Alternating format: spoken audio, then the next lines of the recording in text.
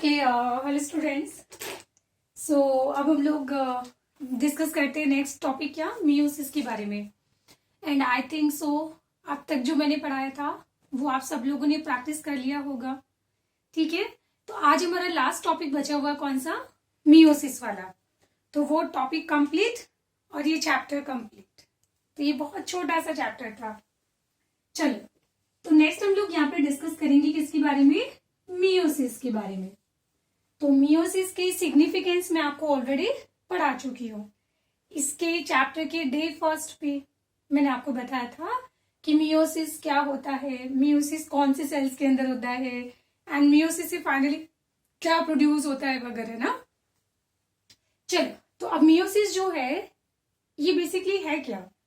तो technically mitosis के अंदर सिर्फ डिवीजन कितनी बार होता है, एक बार। बट मियोसिस क्या है, ये टेक्निकली 2 सक्सेसिव सेल डिवीजन है, 2 एक साथ होने वाले सेल डिवीजन। तो ये हो जाएंगे 2 कंटिन्यूअस या फिर 2 सक्सेसिव सेल डिवीजन होते हैं। तो मैं पहले आपको रफ बता देती हूँ। तो ये हमारे पास सेल होती है जिसके पास क्रोमोसोम होते हैं 46। अब इस सेल से हमें सेल बनानी है कितनी, 4 सेल्स। बट इन सेल्स के अंदर क्रोमोसोम का नंबर कितना होगा, 23 क्रोमोसोम होगा। तो टेक्निकली क्या हुआ कि ये सेल डिवाइड होके यहां से 2 सेल बन गए और ये सेल भी डिवाइड होके यहां से 2 सेल्स फॉर्म हो गए। समझ आया? ठीक है, तो इस तरीके से ये डिवाइड होने के बाद में ऐसा हो रहा है। तो यहाँ पे डिवीजन कितनी बार हुआ, यहाँ पे डिवीजन 2 बार हो रहा है। पहली बार यहाँ पे, फिर इसकी जो डॉटर सेल्स बनेगी उनके अंदर ये जो सेकंड टाइम डिवीजन हो रहा है, इसके अंदर जो सेकंड टाइम होगा और इसके अंदर जो सेकंड टाइम होगा, तो इसको मैं क्या बोलूंगी, इसको बोला जाएगा मियोसिस 1 और इसको बोला जाएगा क्या, मियोसिस 2। और मैं आपको पूरा एक्सप्लेन करूंगी कि ऐसा क्यों होता है, ये मियोसिस 2 बार क्यों होता है। क्लियर? अब मुझे एक चीज बताओ कि मियोसिस के अंदर फाइनली जो डॉटर सेल्स बनेगी वहां पे क्रोमोसोम्स का नंबर कितना होगा, जो मदर सेल होगी उसका हाफ होगा। तो प्रॉब्लम ये है कि इन सेल्स के अंदर क्रोमोसोम का नंबर कितना होना चाहिए। तो यहाँ पे क्रोमोसोम्स का नंबर जो होगा वो होता है 23 और 23। तो इसका मतलब ये हुआ कि जो मियोसिस 1 है वहां पे क्रोमोसोम्स का नंबर हाफ हो रहा है। बट मियोसिस 2 के अंदर यहाँ पे मदर सेल के अंदर क्रोमोसोम्स का नंबर 23 और इसकी डॉटर सेल्स के अंदर भी क्रोमोसोम का नंबर कितना रहा, 23। तो इसका मतलब ये हुआ कि मियोसिस जो 1 होता है इसको मैं बोल सकती हूँ रिडक्शनल डिवीजन। क्या बोलेंगे इसको, रिडक्शनल डिवीजन। अच्छा, एक चीज आप सबके लिए वार्निंग, जिन्होंने भी होमवर्क सबमिट नहीं किया है सो आप लोग होमवर्क सबमिट कर देना। कौन सा, जो मैंने आपको माइटोसिस पढ़ाया था उसके जो फेयर नोट्स थे। ठीक है, चलो, तो ये कौन सा डिवीजन हो गया, रिडक्शनल डिवीजन। बट मियोसिस 2 को हम बोलेंगे इक्वेशनल डिवीजन। इक्वेशनल डिवीजन क्यों, क्योंकि यहाँ पे क्रोमोसोम्स का जो नंबर है वो इक्वल रहता है। क्लियर हो गया? तो क्या मैं ऐसा बोल सकती हूँ कि मियोसिस 2 जो है as it is same to mitosis. बस मियोसिस 2 जो होता है ना वो टेक्निकली एक माइटोसिस ही है। तो ये आपको मैं पूरा टॉपिक नहीं पढ़ाऊंगी।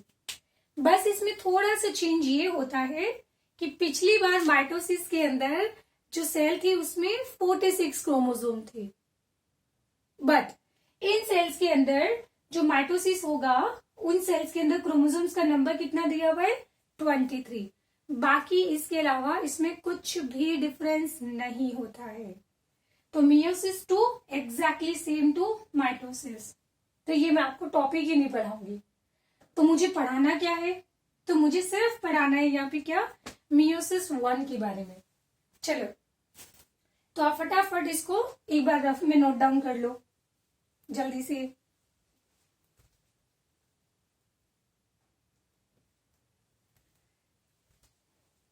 रफ में नोट डाउन हो गया।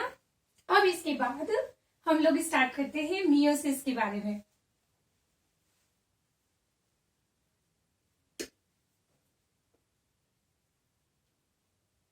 चलो, तो मियोसिस जो 1 होगा, तो यहाँ पे सेल कितनी बार डिवाइड हो रही है? यहाँ पे सेल 2 बार डिवाइड हो रही है।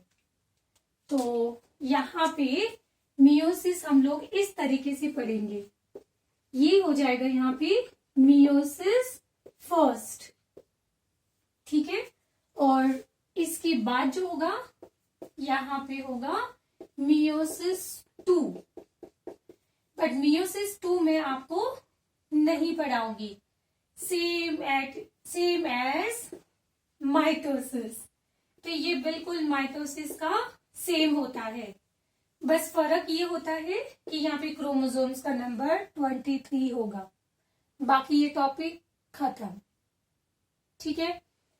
चलो, अब मुझे बताओ कि ये जो मियोसिस होता है, इसमें भी हम फर्दर यहाँ पे 3 डिवीजन के बारे में बात करेंगे।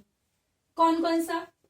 तो सबसे पहले होगा इसके अंदर ग्रोथ फेज, फिर होगा यहाँ पे न्यूक्लियर डिवीजन, बट इस न्यूक्लियर डिवीजन को बोला जाएगा कैरियोकाइनेसिस 1 या फिर न्यूक्लियर डिवीजन 1।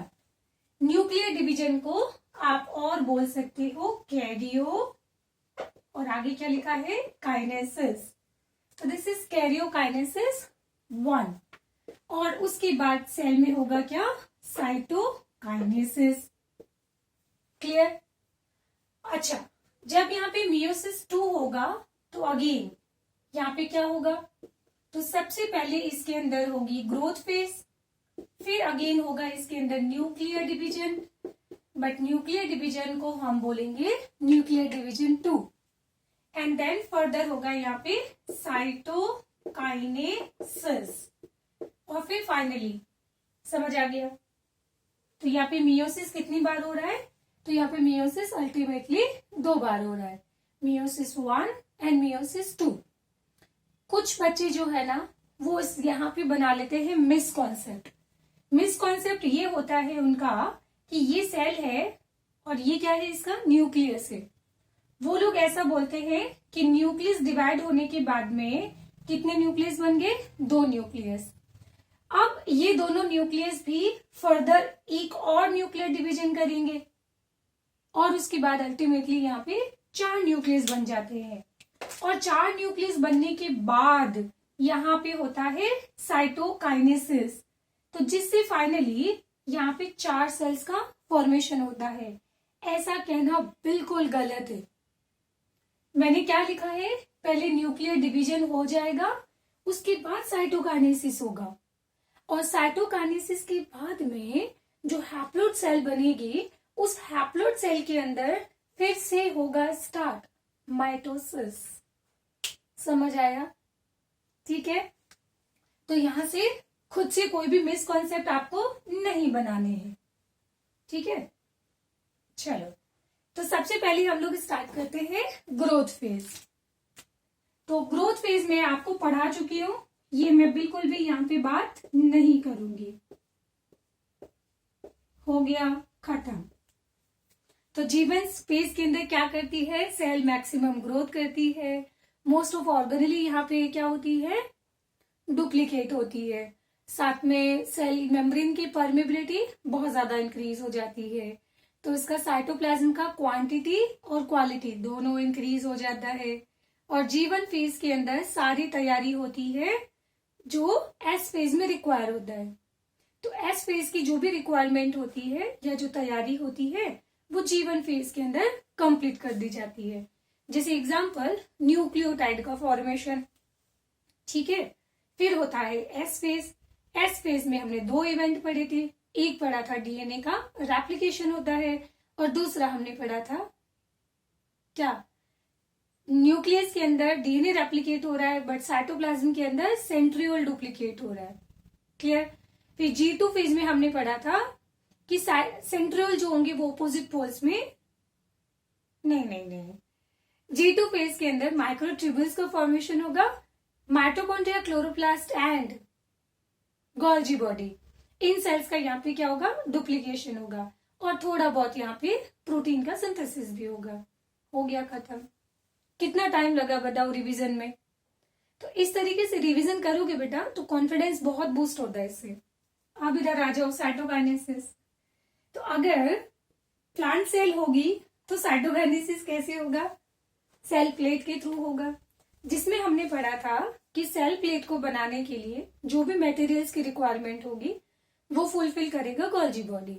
तो गोल्जी बॉडी वेसिकल्स के अंदर सामान को पैक करेगा और उस वेसिकल्स को रवाना कर देगा मिड ऑफ सेल के अंदर, जहां पे सारे वेसिकल जो है वो सेंट्रीफ्यूगल तरीके से अलाइन होंगे और उसके बाद सारे वेसिकल्स फ्यूज हो जाते हैं और वो सारा मटेरियल मिड में डिपॉजिट हो जाता है, जिसको हम क्या बोलते हैं, सेल प्लेट, या फिर बोलते हैं precursor of cell wall, that is phragmoplast, जो अल्टीमेटली कन्वर्ट हो जाती है मिडल लेमिला में, और फिर मिडल लेमिला के ऊपर बन जाती है प्राइमरी वॉल और उसके ऊपर बन जाती है सेकेंडरी वॉल।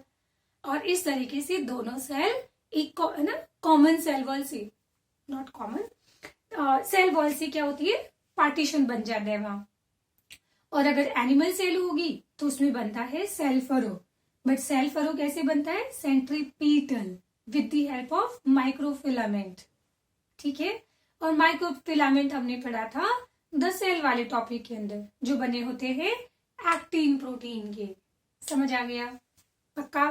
तो ये भी हो गया खत्म। ओ वाओ, ओ वाओ, क्या ग्रोथ आपको पढ़ना नहीं है, साइटोकाइनेसिस में आपको पढ़ाऊंगी नहीं, ये मैंने बोल दिया एज इट इज माइटोसिस है। ठीक है, तो अब मैं आपको पढ़ाऊंगी क्या, तो मैं आपको पढ़ाऊंगी यहाँ पे एक तो इसके ग्रोथ फेज की बात करेंगे यहाँ। तो देखो ये जो ग्रोथ फेज होता है ना, ये होता ही नहीं है। ओ माय गॉड, ये क्या हो गया। तो यहाँ इसका मतलब ये हुआ कि इस वाले सेल डिवीजन के बाद जो डॉटर सेल्स बनेगी, वो डॉटर सेल जो होती है वो ग्रोथ नहीं करती है, वो डायरेक्टली एंटर हो जाती है न्यूक्लियर डिवीजन में। तो यहाँ पे डीएनए का रेप्लिकेशन नहीं होता है, नहीं होता है, नहीं होता है। तो यहाँ पे डीएनए का रेप्लिकेशन नहीं होता है। यहाँ पे सिर्फ दो चीजें होती है, एक सेंट्रियोल का डुप्लीकेशन होता है, एक सेंट्रियोल का डुप्लीकेशन होता है, एंड इसके अलावा यहाँ पे होता है प्रोटीन सिंथेसिस।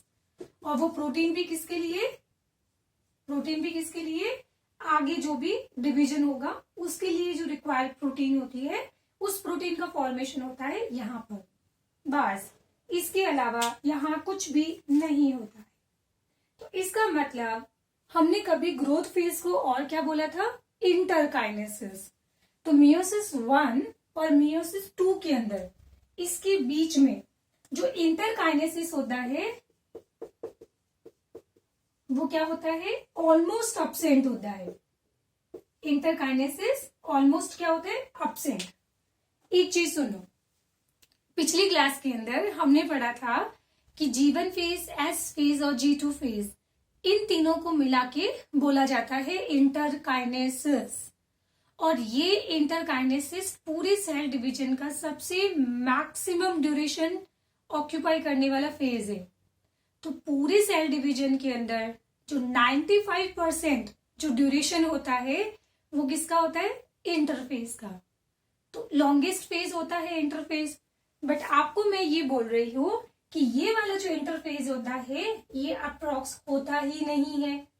सिर्फ इसके अंदर दो काम होते हैं, सेंट्रियोल का डुप्लीकेशन और प्रोटीन का सिंथेसिस।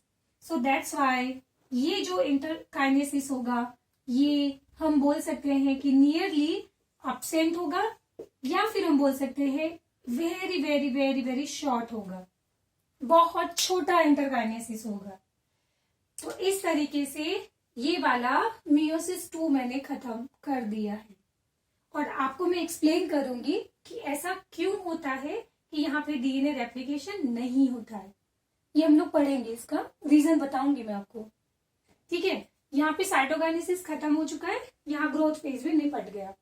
तो अब अपने पास बचा क्या है, तो अपने पास बचा है सिर्फ न्यूक्लियर डिवीजन 1, बस। और हमें यहाँ पे कुछ भी डिस्कस नहीं करना है। क्लियर? तो इसके अंदर मुझे बताओ हमने कौन कौन से फेजेस डिस्कस करेंगे। तो यहाँ पे होगा प्रोफेज, फिर होगा यहाँ पे मेटाफेज, फिर उसके बाद होगा एनाफेज और उसके बाद होगा telophase. But prophase, metaphase, anaphase और टीलोफेज वो तो यहाँ पे भी होते हैं। कौन कौन से फेज? प्रोफेज, मेटाफेज, एनाफेज और टीलोफेज। बट ये सारे फेजेस न्यूक्लियर डिवीजन 2 के हैं। सो दैट्स व्हाई इसको बोला जाएगा प्रोफेज 2, इसको बोला जाएगा मेटाफेज 2, इसको बोला जाएगा एनाफेज 2 और इसको बोला जाएगा टीलोफेज 2। ये सारे फेजेस किसके हैं? ये सारे फेजेस मियोसिस 1 के हैं। सो दैट्स व्हाई इसको हम बोलेंगे प्रोफेज 1, इसको बोला जाएगा मेटाफेज 1, इसको बोला जाएगा एनाफेज 1 और इसको बोला जाएगा टीलोफेज 1। समझ आया? पक्का? और ये तो आप सब लोग जानते ही हो कि माइटोसिस के अंदर एनाफेज में कौन अलग होता है? तो हमने पढ़ा था कि यहाँ पे सेपरेट होता है कौन? Sister chromatid. पिछली क्लास में कौन सेपरेट हुआ था? सिस्टर क्रोमेटिड सेपरेट होते हैं। तो मैं अगेन बोल रही हूं, जो आपने माइटोसिस पढ़ा था उसमें जहां पे आपने 46 क्रोमोसोम यूज किए थे, बस उसकी जगह आप क्रोमोसोम यूज करेंगे जस्ट 23। ठीक है? तो ये सच में अब खत्म हो गया मियोसिस 2। अब इसके बाद में कुछ भी बात नहीं करूंगी। ठीक है? अब हमें पढ़ना क्या है? हमें सिर्फ पढ़ना है प्रोफेज 1, मेटाफेज 1, एनाफेज 1 और टीलोफेज 1। तो इसके बारे में भी आपको मैं गुड न्यूज दे देती हूँ। क्या? कि मेटाफेज, टीलोफेज, एनाफेज ये सब सेम टू सेम होते हैं। तो मैडम आप पढ़ाओगे क्या? कभी कभी होता है बेटा नहीं पढ़ाने का मन करता है, तो क्या सेम टू सेम लिख दोगे सब? ये कौन सा है बोलो? This is telophase 2। अब मुझे एक चीज बताओ कि टीलोफेज में होता क्या है? This is end of prophase, sorry end of nuclear division ना। तो न्यूक्लियर डिवीजन में क्या होता है? यहाँ पे nuclear membrane, endoplasmic reticulum, Golgi body ये वापस अपीयर होने लगेंगी। और इसके अलावा जो हमारे क्रोमोसोम्स होते हैं ये क्रोमोसोम वापस डीकंडेंस्ड हो जाएंगे और डीकंडेंस्ड होके बन जाएंगे ये क्रोमेटिन नेट। ये क्या बन जाएगा? Chromatin net. कौन? क्रोमोसोम। तो यहाँ पे क्या इवेंट हो रहा है? डीकंडेंसेशन हो रहा है। बट एक थोड़ा सा कॉमन सेंस यूज करो। क्या यूज करो? Common sense. वो हमारे पास बहुत सारा है। तो देखो, कॉमन सेंस को यूज करते हुए हम ये सोच सकते हैं कि टीलोफेज के बाद यहाँ पे ग्रोथ फेज तो होता ही नहीं है। इसके बाद सीधा स्टार्ट होगा कौन? प्रोफेज 2। तो इसका मतलब टीलोफेज के बाद सीधा स्टार्ट होने वाला है ना ना ना, दिस इज टीलोफेज 1। तो टीलोफेज 1 के बाद सीधा स्टार्ट होगा प्रोफेज 1, प्रोफेज 2। प्रोफेज में होता क्या है? ये सारी चीजें वापस डिसअपियर हो जाती है और इसका वापस डीकंडेंसेशन होता है। तो अगर जब वापस यहां जाके इस डीएनए को वापस कंडेंस करना ही है तो हम इस टीलोफेज 1 के अंदर डीएनए को पूरी तरीके से डीकंडेंस्ड क्यों करेंगे? Common sense. ठीक है? तो यहाँ पे जो क्रोमोसोम्स होते हैं वो कभी पूरी तरीके से डीकंडेंस्ड नहीं होते हैं, वो पूरे ओपन नहीं होंगे, वो थोड़े ही ओपन होंगे क्योंकि जस्ट इसके बाद प्रोफेज के अंदर वापस कंडेंसेशन करना है। समझ आया? बस यहाँ पे एंडोप्लाज्मिक रेटिकुलम, गोल्जी बॉडी भी वापस नहीं बनते हैं, सिर्फ बनती है न्यूक्लियर मेम्ब्रेन। क्यों? क्योंकि नेक्स्ट आ रहा है प्रोफेज 2 और प्रोफेज के अंदर न्यूक्लियर मेम्ब्रेन को वापस तोड़ना भी पड़ेगा, गोल्जी बॉडी, एंडोप्लाज्मिक रेटिकुलम को भी तोड़ना ही पड़ेगा। तो क्यों बनाए फिर एंडोप्लाज्मिक रेटिकुलम और गोल्जी बॉडी? तो मत बनाओ, तो नहीं बना रहे हैं ना। तो यहाँ पे हम सिर्फ क्या बना रहे हैं, न्यूक्लियर मेम्ब्रेन, ठीक है। और डीएनए को भी हम पूरी तरीके से डीकंडेंस नहीं कर रहे हैं, क्योंकि यहाँ जाके वापस कंडेंस करना होगा। अब कितनी बार बोलूं मैं। चलो, तो ये लो जी, ये हो गया हमारा टेलोफेज 1 खत्म। ओ वाओ, नेक्स्ट आ जाते हैं एनाफेज, और फिर उसके बाद हम पढ़ेंगे मेटाफेज। तो नेक्स्ट डिवीजन इज मेटाफेज, और एम से मेटाफेज और एम से मिड ऑफ सेल, एम से मेटाफेज और एम से मिड ऑफ सेल। तो ये तो सब लोग जानते ही हो कि मेटाफेज के अंदर क्या होता है, क्रोमोसोम जो होते हैं वो सेल के मिड में अरेंज हो जाते हैं, और एनाफेज में क्या होते हैं, अलग अलग हो जाते हैं। तो ये भी हो गया खत्म। थोड़ी देर बाद में मैं डायग्राम बाद में बनाऊंगी, ठीक है। अब हमें लास्ट टॉपिक पढ़ना है। क्या लास्ट टॉपिक हमें पढ़ना है? सिर्फ प्रोफेज 1। अब क्या मैडम ये भी सेम टू सेम है? अरे पागल, अगर सब कुछ सेम टू सेम होता तो माइटोसिस को मियोसिस को फिर माइटोसिस ही बोलो ना। नहीं आए समझ में? कोई नहीं, ये भी सेम ही होगा। तो अब हम यहाँ पे सिर्फ डिस्कस करेंगे कौन सा, प्रोफेज 1। अब तक हमने पढ़ा था कि सबसे लॉन्गेस्ट फेज कौन सा होता है, इंटरफेज मींस ग्रोथ फेज। यहाँ पे होता है एक्सेप्शन, बिकॉज प्रोफेज 1 को पढ़ने में हमें लगता है बहुत टाइम, क्योंकि यहाँ पे बहुत सारी चीजें पढ़नी है। तो ऑब्वियसली ये फेज क्या हो जाएगा, सबसे लॉन्गेस्ट फेज हो जाएगा। तो ये वाला प्रोफेज 1 मियोसिस के अंदर, प्रोफेज 1 सबसे लॉन्गेस्ट फेज और सबसे कॉम्प्लेक्स फेज होगा। ओ माय गॉड, तो इसका मतलब यहाँ पे हमें बहुत कॉम्प्लेक्स चीजें पढ़नी होगी। यस। अब प्रोफेज 1 को हम 5 सब क्लासेस में डिवाइड कर रहे हैं। कितनी क्लासेस में? 5 सब क्लासेस में। कौन कौन सी? पहले आएगा L Z P D D। क्या लिखा मैंने? L Z P D D, L Z P D D। ये क्या है मैडम? ये प्रोफेज 1 की सब क्लासेस है। इसको बोला जाएगा लैक्टोटिन, इसको बोला जाएगा जाइगोटिन, इसको बोला जाएगा काइटिन, और इसको बोला जाएगा डिप्लोटिन, और इसको बोला जाएगा डायाकाइनेसिस। ठीक है। ओ माय गॉड, तो क्या हमें ये 5 सब क्लास पढ़नी है? यस, बट कोई टेंशन मत लो, मैं हूं ना, ठीक है। तो यहाँ पे तुम्हें ज्यादा तकलीफ नहीं होगी। क्यों?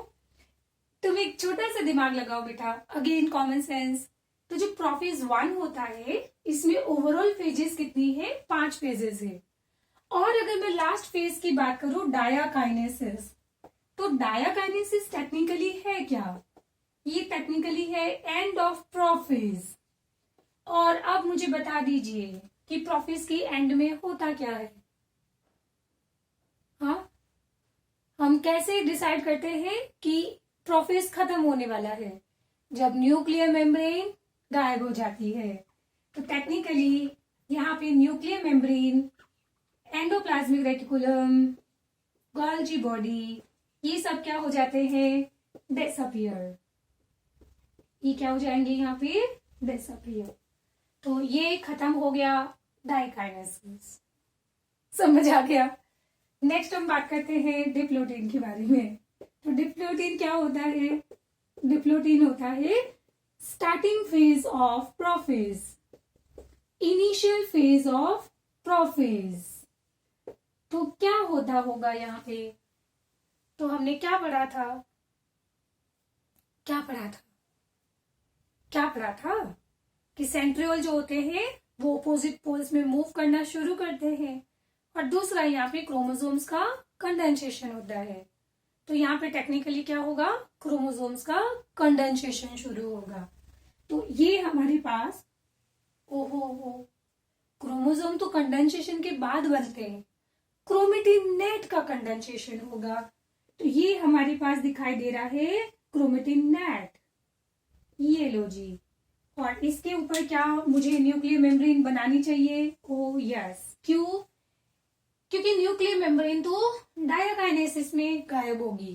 तो इसका मतलब इन चारों फेजेस के अंदर हम लोग न्यूक्लियर मेम्ब्रेन को बनाएंगे।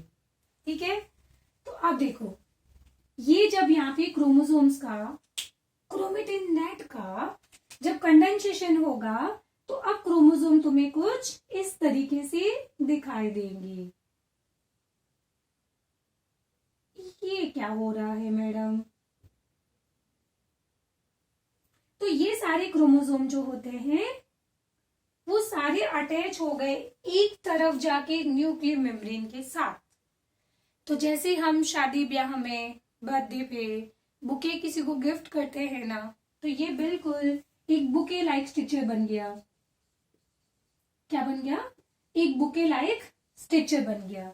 अब इसको ले जाके गिफ्ट मत कर देना, क्योंकि आप लोग नहीं ले जा पाओगे, ये माइक्रोस्कोपिक होता है। ठीक है, तो यहाँ पे क्या हुआ बताओ? तो यहाँ पे हो रहा है कंडेंसेशन, और कंडेंसेशन के बाद बनना शुरू हो जाते हैं क्रोमोसोम्स।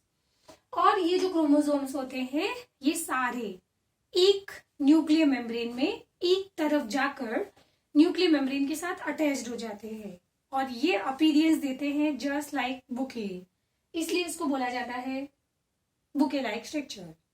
इसका कोई नाम नहीं है। क्लियर? तो अब हमें पढ़ना क्या है? अब हमें पढ़ना है जाइगोटिन, पैकाइटिन और डिप्लोटिन। चलो इसको खत्म कर दे, पक्का? देखो, अब तक मैंने आपको कुछ भी नहीं पढ़ाया है, अब तक सिर्फ माइटोसिस चल रहा है, अब तक सिर्फ माइटोसिस चल रहा है। क्योंकि लैक्टोटिन होता क्या है? प्रोफेज का इनिशियल फेज। तो ये मुझे बताने की जरूरत नहीं है कि यहाँ पे क्या होता है। डायाकाइनेसिस क्या होता है? End of prophase.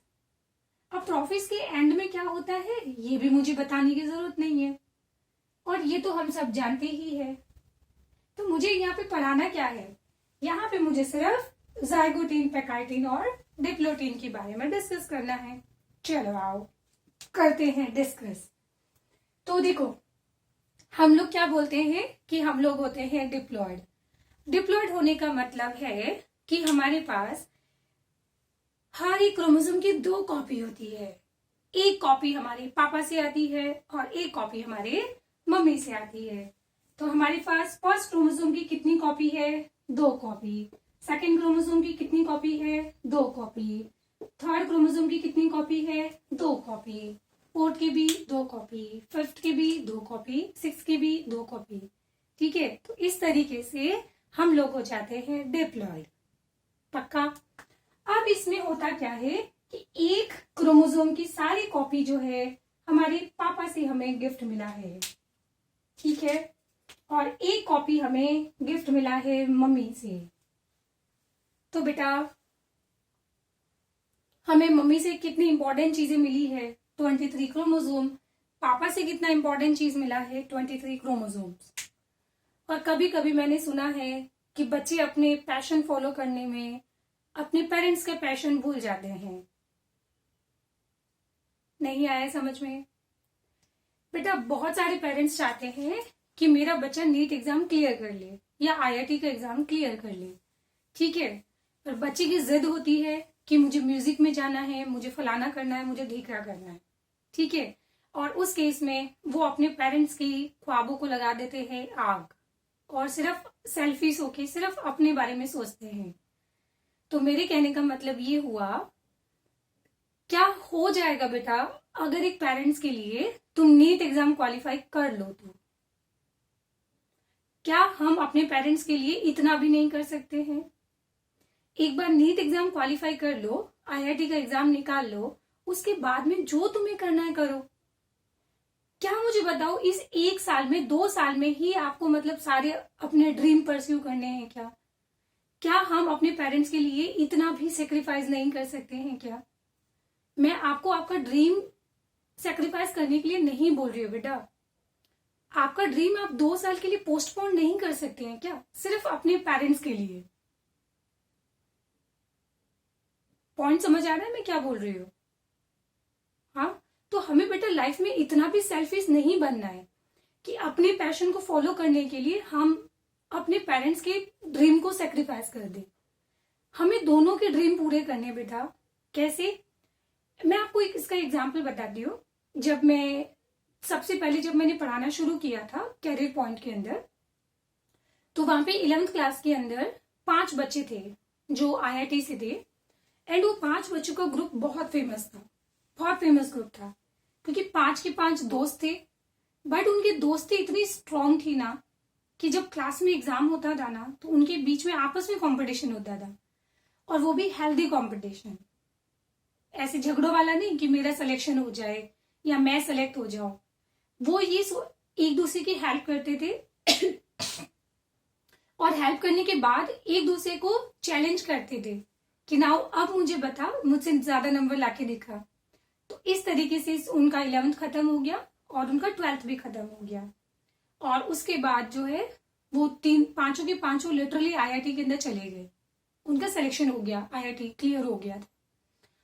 फिर उसके बाद में रही बात एडमिशन की, तो एडमिशन का जब टाइम आया तो उन्होंने कोई भी IIT के अंदर सिलेक्शन मतलब एडमिशन नहीं लिया, क्योंकि हुआ क्या था, उन सबको अलग अलग IIT कॉलेज मिल गया था।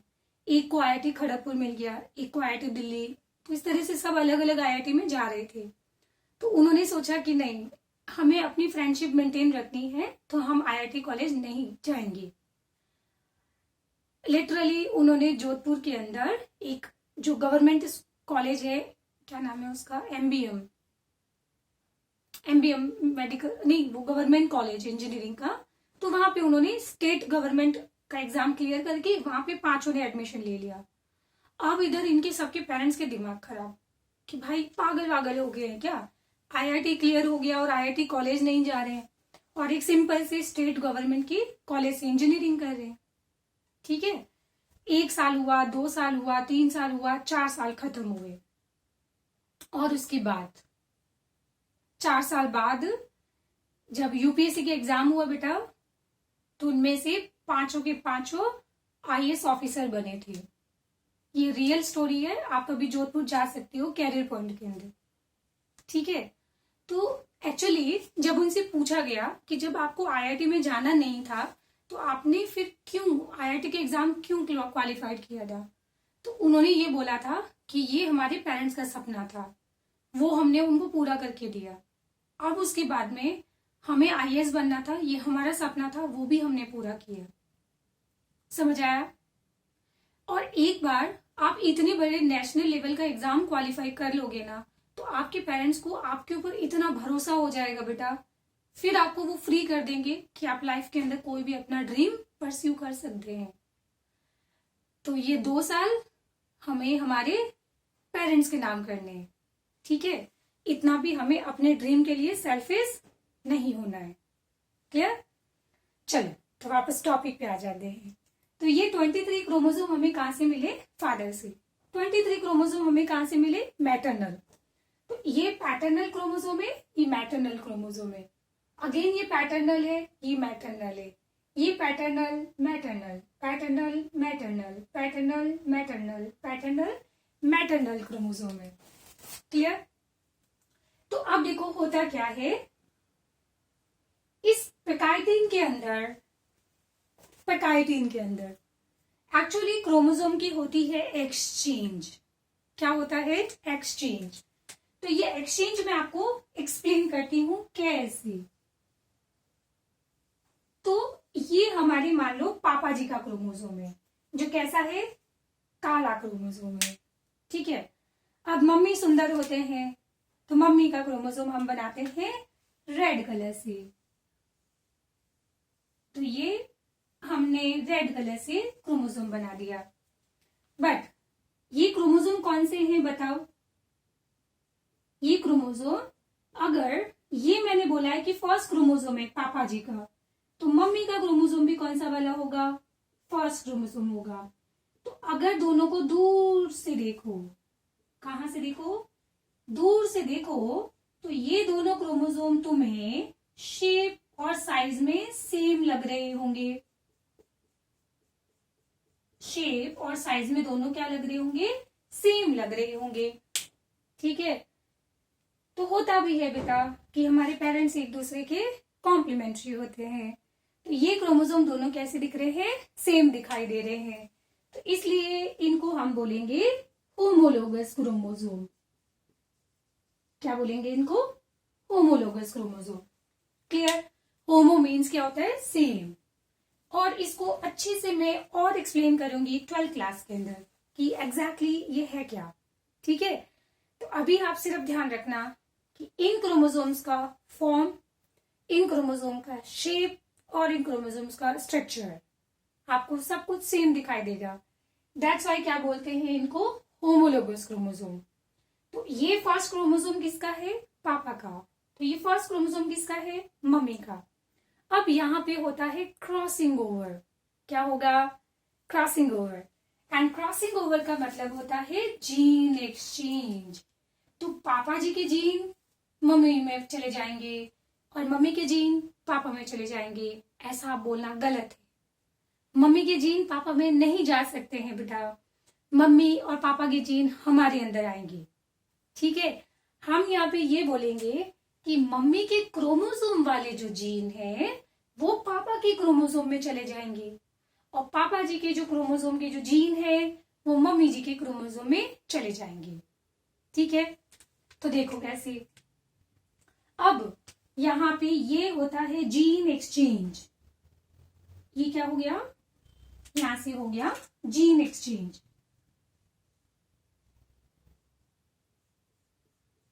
कुछ इस तरीके से एक चेंज हम लोग यहां पे भी कर देते हैं। चलो, तो इस तरीके से ये यहां पे हो जाता है जीन एक्सचेंज। और ये पापा जी वाला क्रोमोसोम इधर आ गया और मम्मी जी वाला क्रोमोसोम उधर चला गया।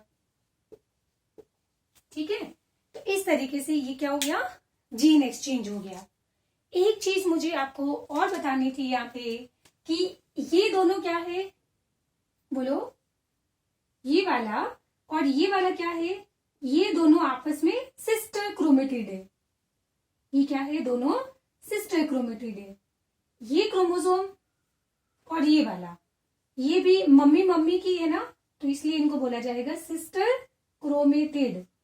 और ये एग्जाम के अंदर very very very very very very important topic question, क्या कि क्रॉसिंग ओवर कहाँ होता है,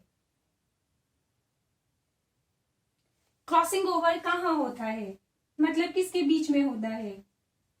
तो आप बोलोगे होमोलोगस क्रोमोसोम के नॉन सिस्टर क्रोमेटिड के बीच। होमोलोगस क्रोमोसोम के नॉन सिस्टर क्रोमेटिड के बीच में क्या होता है, क्रॉसिंग ओवर। कभी सिस्टर क्रोमेटिड में क्रॉसिंग ओवर नहीं होता है। ठीक है, तो ये पॉइंट आप लोग याद रखोगे। तो इसको हम लोग क्या बोलते हैं, इसको बोला जाएगा क्रॉसिंग ओवर, या फिर इसको हम बोलते हैं रिकॉम्बिनेशन। क्या बोला जाएगा, रिकॉम्बिनेशन। और ये एग्जाम का वेरी वेरी इंपॉर्टेंट टॉपिक, जो क्वेश्चन पूछा भी जाता है कि रिकॉम्बिनेशन या क्रॉसिंग ओवर जो है वो कब होता है, माइटोसिस में या मियोसिस में। तो आप बोलोगे मियोसिस में। और मियोसिस में कहाँ होता है, तो आप बोलोगे प्रोफेज 1 में। ठीक है, प्रोफेज 1 में कहाँ पे होता है, तो आप बोलोगे पेकाइटिन के अंदर। समझ आ गया, पक्का। और क्रॉसिंग ओवर होता किसके बीच में, तो हमेशा फर्स्ट वाला क्रोमोसोम ओनली फर्स्ट वाले क्रोमोसोम के साथ ही क्या करेगा, क्रॉसिंग ओवर। ऐसा कभी नहीं हो सकता है कि 5th वाला क्रोमोसोम 7th वाले क्रोमोसोम के साथ में क्रॉसिंग ओवर कर रहा है। दिस इज नॉनसेंस थिंग, ऐसा नहीं होता है। ठीक है, और अगर ऐसा हो जाए तो इसको म्यूटेशन कहा जाता है, और ये हम लोग 12th क्लास में पढ़ेंगे। ठीक है, तो हम पढ़ेंगे कि यहाँ पे क्रॉसिंग ओवर किसके बीच में होता है, होमोलोगस क्रोमोसोम के बीच में, और उसमें भी कहाँ पे, नॉन सिस्टर क्रोमेटिड के बीच में। अच्छे से याद कर लेना, जो मैंने आपको मॉड्यूल प्रोवाइड किया है उस मॉड्यूल के पीछे जो एक्सरसाइज दी हुई है उसमें ये टॉपिक घूम घूम के बहुत बार रिपीट हुआ है। ठीक है, अच्छा, अब इस क्रॉसिंग ओवर में हुआ क्या है, नो डाउट डीएनए एक्सचेंज हुआ है। इसका क्रोमोसोम का जो डीएनए था वो इधर आ गया और इसका इधर चला गया। सो बेसिकली हुआ क्या, इसको यहां से काटा गया, फिर इधर जोड़ा गया, इसको यहां से काटा गया, इसको इधर ले जाके जोड़ा गया। तो पहले कटिंग होती है, फिर ज्वाइनिंग होती है, पहले कटिंग होती है, फिर रीजॉइनिंग होती है, पहले कटिंग होती है और फिर रीजॉइनिंग होती है। और ये काम कौन करता है, तो ये काम करता है एंजाइम। कौन काम करेगा, एंजाइम। तो रिकॉम्बिनेशन करने के लिए इंपॉर्टेंट एंजाइम होता है रिकॉम्बिनेज। तो इसका मतलब क्रॉसिंग ओवर एक एंजाइम मेडिएटेड प्रोसेस है, जिसके लिए कौन रिस्पॉन्सिबल होता है, एंजाइम्स रिस्पॉन्सिबल होते हैं। समझ आ गया, पक्का, श्योर। तो अब बचा क्या है, अब बचा है यहाँ पे जाइगोटिन और बचा है यहाँ पे डिप्लोटिन। ठीक है, पहले इस पॉइंट को अच्छे से समझो, समझो समझो।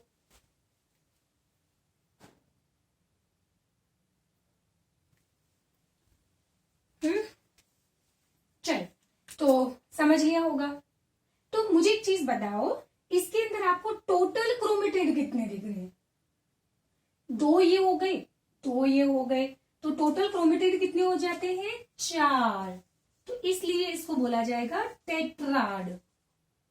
क्या बोला जाएगा इसको, टेट्राड। तो ये टेट्राड कब दिखते हैं आपको, पिकाइटिन के अंदर। ठीक है, तो मैडम जाइगोटिन में क्या होता है और डिप्लोटिन में क्या होता है, तो कॉमन सेंस यूज करो। यहाँ पे न्यूक्लियस के अंदर बहुत सारे क्रोमोसोम्स होते हैं, 46। अब यहाँ पे 46 क्रोमोसोम में जो होमोलोगस होंगे वो पास आएंगे, 1 पास आएगा, 2 पास आएगा, 3 पास आएगा। तो यहाँ पे जाइगोटिन में क्या होता है, जाइगोटिन के अंदर होमोलोगस क्रोमोसोम पास आते हैं। पास आने के बाद हो जाता है क्रॉसिंग ओवर। ठीक है, तो क्रॉसिंग ओवर जब खत्म हो गया तो ये वापस यहां से दूर हो जाते हैं, बस। ठीक है, तो जाइगोटिन में क्या होते हैं, पास आते हैं, और इस पास आने को हम बोलते हैं साइनेप्सिस। क्योंकि आप लोग न्यूरॉन्स के अंदर भी पढ़ोगे साइनेप्स, जहां पे न्यूरॉन जो होता है मसल्स के साथ एक जंक्शन बनाता है, तो उस जंक्शन को क्या बोला जाता है, साइनेप्स बोला जाता है। तो बेसिकली यहाँ पे जाइगोटिन के अंदर होमोलोगस क्रोमोसोम जो होते हैं वो पेयर बना रहे हैं। होमोलोगस क्रोमोसोम क्या बना रहे हैं, पेयर बना रहे हैं। ये मैं सारा एक्सप्लेन करूंगी, रुक जाओ वापस। ठीक है, तो ये क्रोमोसोम दिख रहा है आपको, और मम्मी वाला क्रोमोसोम हमने रेड कलर से बनाया था। ठीक है, तो अब ये दोनों क्या बना रहे हैं, पेयर बना रहे हैं। तो एक्चुअली इन दोनों को हमें इस तरीके से ज्वाइन करना होगा, तो इसको बोलते हैं सिनेप्टोनीमल कॉम्प्लेक्स। ये ग्रीन कलर क्या है, ये ग्रीन कलर हो जाएगा सिनेप्टोनीमल कॉम्प्लेक्स। ठीक है, ये सिनेप्टोनीमल कॉम्प्लेक्स बन जाता है, जो क्या करता है, दोनों होमोलोगस क्रोमोसोम को चिपकाने का काम कर रहा है।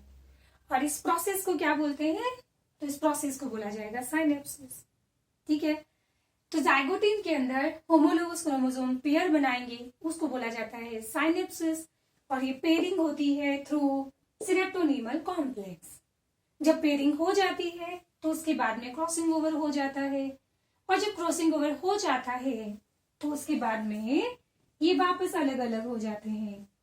तो इनके दूर हो जाने को बोला जाएगा डिप्लोटिन। बट ये कभी हमेशा पूरे दूर नहीं होते हैं, ये पूरे दूर नहीं होते हैं। चलो एक्सप्लेन करूंगी मैं कैसे।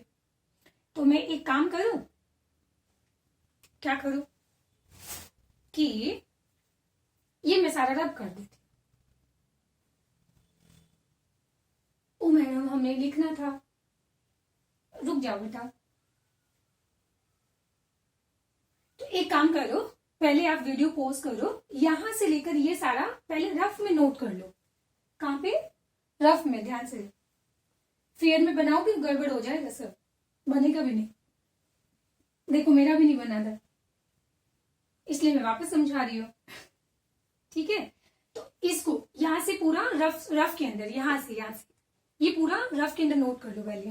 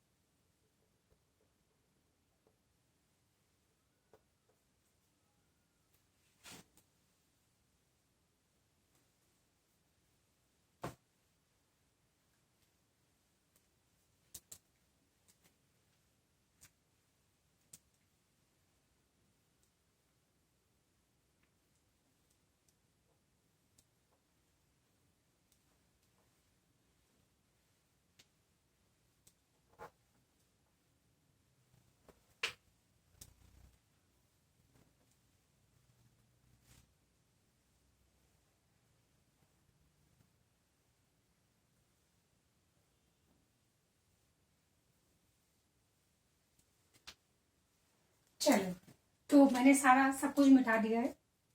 नेक्स्ट वापस हम लोग स्टार्ट करते हैं इससे, मियोसिस से। तो इसे मैं आपको सब कुछ एक्सप्लेन नहीं करूंगी। मियोसिस 1 के अंदर ग्रोथ फेज, साइटोकाइनेसिस सेम, और यहाँ पे मियोसिस 2 के अंदर ग्रोथ फेज तो होता ही नहीं है, तो इंटरफेज सबसे शॉर्ट होता है।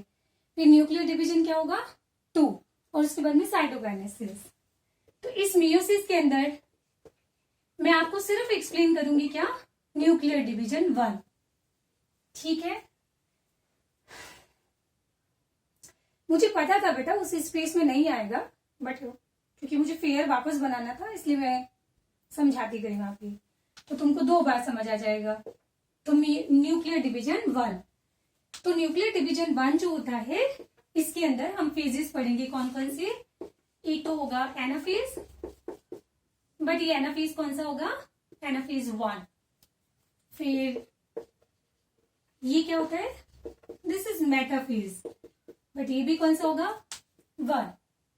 ओहो, टेलोफेज को भूल गए, तो ये हो जाएगा टेलोफेज 1, जो मैं आपको पढ़ा चुकी हूँ। तो अब हमें यहाँ पे पढ़ना क्या है, हमें यहाँ पे सिर्फ प्रोफेज 1 के बारे में पढ़ना है, मेटाफेज 1 और एनाफेज 1 के बारे में, ठीक है। तो यहाँ पे ये कौन हो जाएगा, L Z P D D D D, leptotene, zygotene, pachytene, diplotene और डायाकाइनेसिस, ठीक है।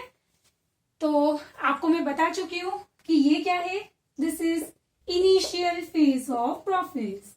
तो इसमें क्या होता है, तो इसमें डीएनए का कंडेंसेशन हो गया खत्म।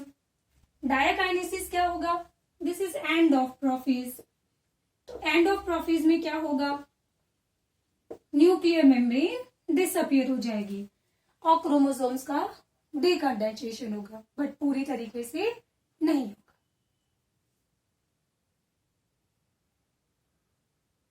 बेटा डिकंडेंसेशन तो टेलोफेज में होता है ना, सॉरी, यहाँ पे न्यूक्लियर मेम्ब्रेन डिसअपियर हो जाएगी, एंडोप्लाज्मिक रेटिकुलम डिसअपियर हो जाएगा। हम बात करें थे पेकाइटिन के बारे में। तो पेकाइटिन में क्या होता है, इससे ये होमोलोगस क्रोमोसोम जो होते हैं वो पास आते हैं, और फिर इसके बाद होता है इनके अंदर क्रॉसिंग ओवर।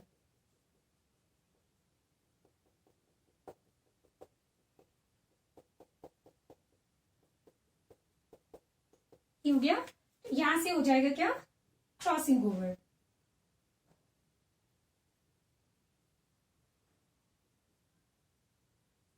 सो तो नहीं गई तुम लोग,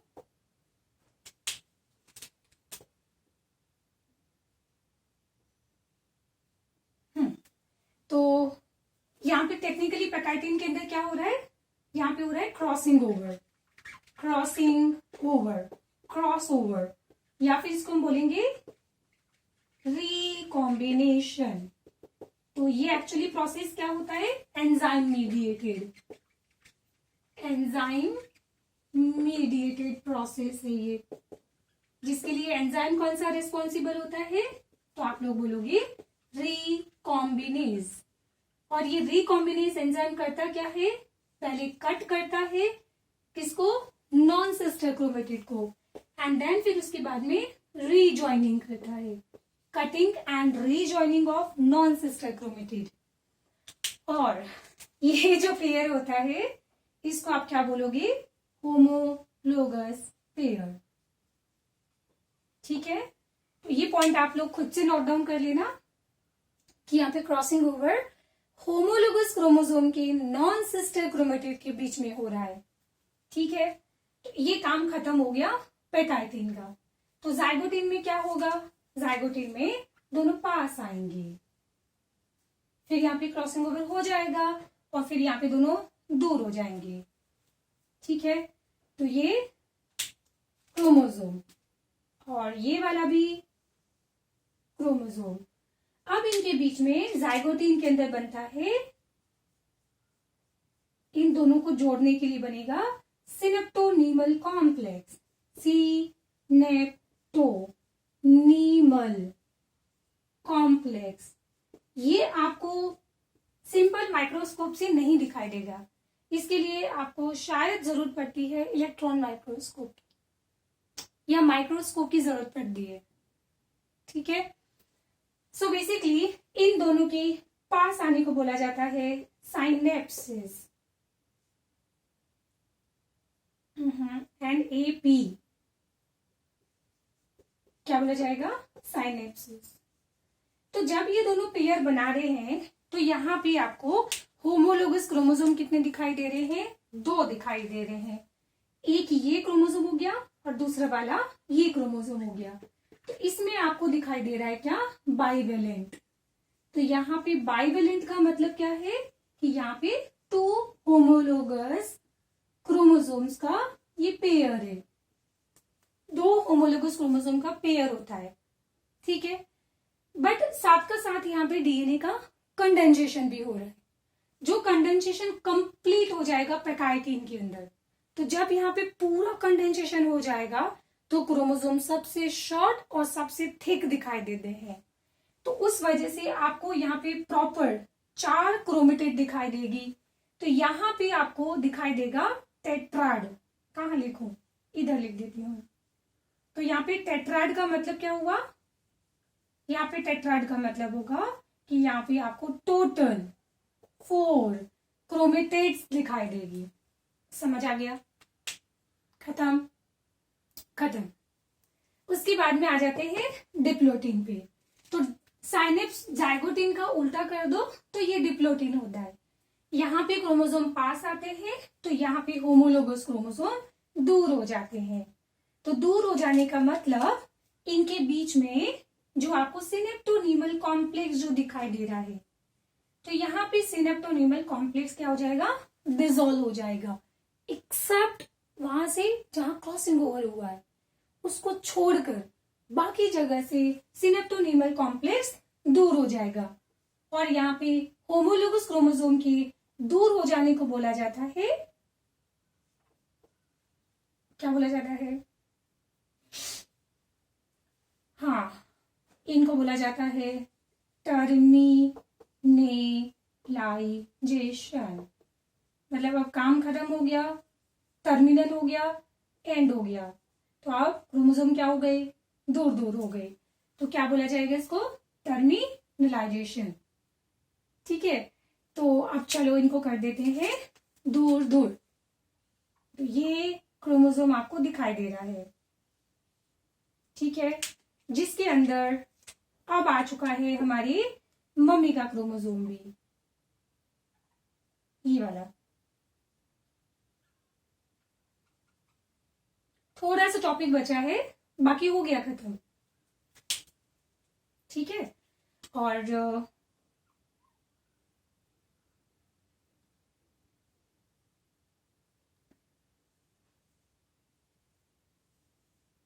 इस तरीके से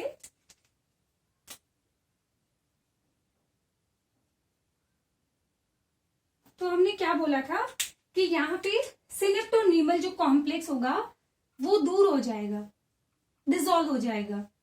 बट जहां पे क्रॉसिंग ओवर हुआ है सिर्फ उस पोर्शन को छोड़कर, तो बाकी जगह आपको यहाँ पे सिनेप्टोनीमल कॉम्प्लेक्स नहीं दिखाई दे रहा है। तो ये पॉइंट मैं लिख देती हूं, सिनेप्टोनीमल कॉम्प्लेक्स क्या हो गया, डिसॉल्व हो चुका है। ठीक है, एक्सेप्ट पार्ट ऑफ, मतलब एक्सेप्ट क्रॉसिंग ओवर पार्ट। तो क्रॉसिंग ओवर वाले रीजन को छोड़कर बाकी जगह से ये दूर हो गया। ठीक है, बस ये आपको सिर्फ याद रखना है कि जब हम 12th क्लास में जाएंगे और 12th क्लास में जब हम 3rd चैप्टर में आ जाएंगे, 3rd चैप्टर के अंदर आता है ह्यूमन रिप्रोडक्शन। तो ह्यूमन रिप्रोडक्शन के अंदर हम ऐसा बोलते हैं कि जब ह्यूमन फीमेल पैदा होती है तो उसके पैदा होने के साथ जो एग होते हैं, एक मिनट, एक इंटरेस्टिंग चीज, ह्यूमन मेल के अंदर स्पर्म बनना कब शुरू होते हैं, कब शुरू होते हैं? जब वो एडल्ट फेज में होता है। बट ह्यूमन फीमेल के अंदर एग का फॉर्मेशन बिफोर बर्थ शुरू हो जाता है। Oh my God! जब ह्यूमन फीमेल जो होती है वो 7th मंथ में होती है, तब से उसकी ओवरी के अंदर एग का डेवलपमेंट शुरू हो जाता है। Wow, very interesting. और उसमें शुरू हो जाता है मियोसिस 1। बट मियोसिस 1 जो है वो फिर पूरा खत्म नहीं होता है, वो प्रोफेज के अंदर आके रुक जाता है। और प्रोफेज में भी कहां पे? वो इस डिप्लोटीन के अंदर आके रुक जाएगा। तो इस डिप्लोटीन के आगे लग जाता है पोज। ठीक है, अब यहाँ पे आके रुक गया और वो फीमेल पैदा हो गई। पैदा होने के बाद वो बड़ी हो रही है, 1 साल, 2 साल, 3 साल, 5 साल, 10 साल, 12 साल, 15 साल। तो जब वो एडल्ट होगी तो उसके बाद में उसमें मियोसिस 1 खत्म होता है। तो इसका मतलब उसके पैदा होने से लेकर जब तक वो एडल्ट नहीं हुई तब तक उसका एग डिप्लोटीन के अंदर अरेस्टेड था। इतना बड़ा डिप्लोटीन, तो प्रोलॉन्ग डिप्लोटीन को बोला जाता है डिक्टियोटीन। क्या बोलेंगे? तो ये कहां पे मिलेगा? In human female. In human female जब क्या होता है? oogenesis होता है। एंड oogenesis मतलब एग का फॉर्मेशन। तो वहां पे आपको देखने को मिलेगा प्रोलॉन्ग डिप्लोटीन। प्रोलॉन्ग डिप्लोटीन जिसको बोला जाएगा यहाँ पे डिक्टियोटीन।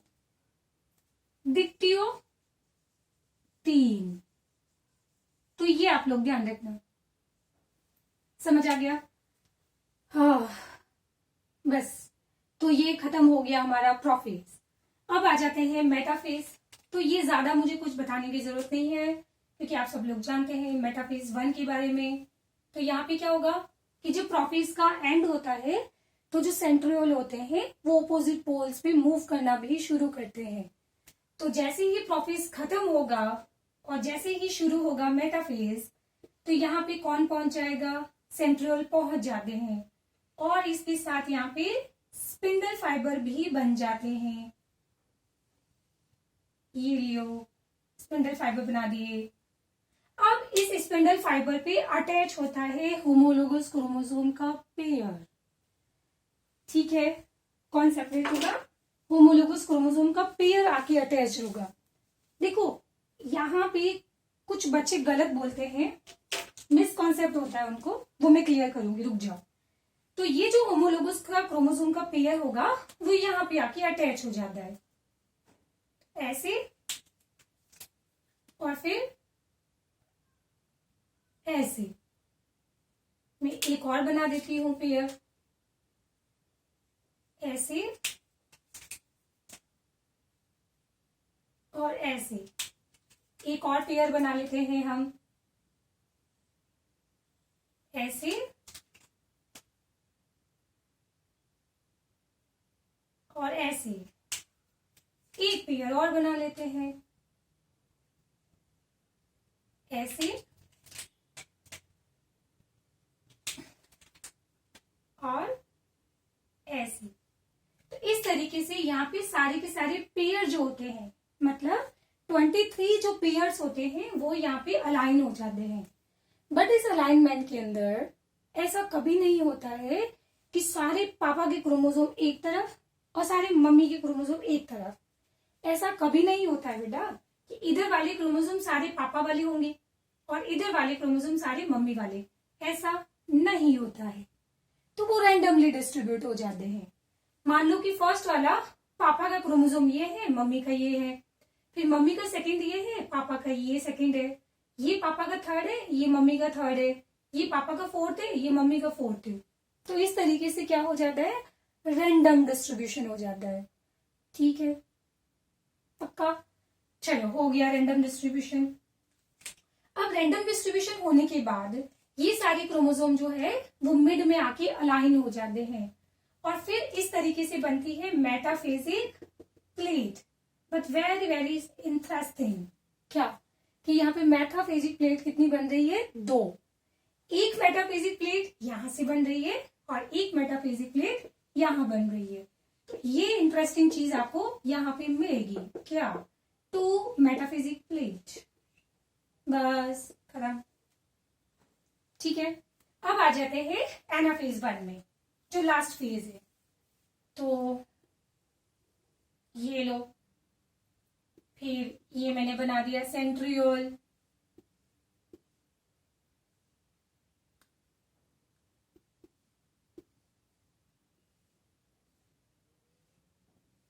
ठीक है। अब यहाँ पे कौन सेग्रीगेट होगा? थोड़ा सा ध्यान से देखना, आंखें फाड़ के देखना, एकदम गौर से देखो, ध्यान से देखना इसको अच्छे से। तो मैंने किसको सेग्रीगेट कर रही हूं मैं यहाँ है, बोलो।